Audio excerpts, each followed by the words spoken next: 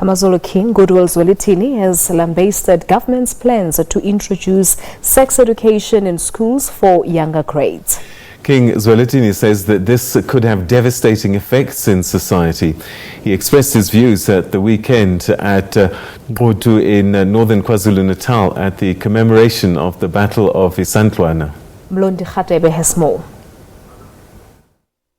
AmaZulu King recently made a statement or an opinion in relation to sex education, and he's not happy that this was not introduced properly to the nation and is worried that this will also make things worse in the province. But next to me is the chairperson of the governing body in KwaZulu-Natal, Ubaba Makeba, who will briefly tell us about the parents' basically concerns about this issue. Makeba, thank you very much for your time. Can you briefly tell us about the parents' concerns? Our concern is the same as that of His Majesty the King, that we don't like this thing to take place in schools, this education, this curriculum to be introduced. We are totally against it because we feel that the structures are there in communities that need to help in dealing with the social ills in communities, and they are there. They've been established a long time ago. All it needs to be done is to support them or to ensure that they do it properly if people have concerns that they are not doing it properly. These structures that you are talking about, which structures are these? The structures that are there, the churches, the structures that are there, the structures that have been created by the king and by the community.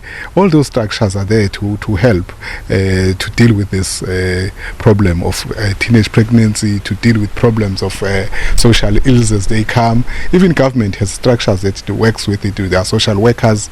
There are all these people who are dealing with the social ills. So we are saying those structures must be supported to deal with problems other than taking it to education. We see that the department wants to take this program, basically this syllabus, to schools. What is your main concern in relation to that? Because other parents are saying that if this can be introduced in high school other than in primary schools, what is your take in relation to that? Our main concern is that it's not about only primary schools or high school. Is that teachers themselves have not been assessed, because we have a problem that we have encountered where teachers can pregnant a primary school child. If you say the very same teacher must teach sex education, what do you expect? So a thorough research must be done to check what is the main cause of the teenage pregnancy, of all these problems that we have in society, other than jumping to say this very same teacher must go and teach a child sex education. We are not saying all teachers are doing it, but we have incidences where teachers have done it. What can be done in relation to trying to prevent the scourge of HIV and AIDS in the province? A lot has been done, and I think it's successful in one way or the other. The suggestion by Department of Health in support from the King is working very well in the community in terms of dealing with AIDS. We have seen a difference, but we are saying those structures need to be supported, but we are also saying the parents themselves must play a role in educating their kids. The task of teaching a child is more with the parent than the teacher that comes in for only about 5 to 6 hours a day. A parent is there to mentor the child. There are communities within, there are family friends, there are family relatives who can mentor the child and mentor them better because they understand the background better than anyone else. So in short, you are saying that the parents must make sure that they are close to their kids so that this can be prevented. The family as a whole, not only the parent, because there's always an excuse of saying the parents are not there, they're working far. It takes a village to raise a child. So the whole village can play a role in raising kids from that particular area to say we are the ones, we are organized or we are not organized in this community, but we know each other and we know this child comes from that family and we know the life they live in that family, and we play a role as parents to ensure that those kids and they are developed in the right way. So in short, you are saying that this syllabus must not come to the schools?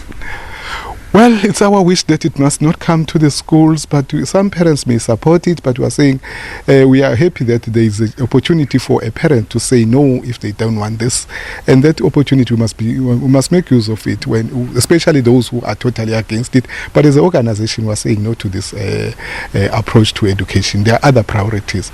So, but we are happy that we are given an opportunity to say this subject and that subjects cannot be taught in our schools. Okay. In short, once this let's just say the department managed to put the syllabus in school, How are the parents going to deal with that? The parents, the only way they can deal with it, firstly, it's at the level of SGB. The SGB must agree to it. Two, at the level of individual parent. The individual parent must agree to it, that a child would go to that class or not that class. So we have a way of dealing with it. But we would like to beg the department itself to ensure that they do a thorough research, because we don't want a conflict that is caused by a non-issue like this one. We need to engage one another a little bit more and ensure that more research is done around this. Thank you very much, sir. Thank you. There are the chairperson of SGPs in KwaZulu-Natal, Ubabalana Umakeba, briefly is saying they are against this sex education in the schools. If the department needs to do this, they need to have a thorough research so that they will be able to take it to schools. Back to you in studio.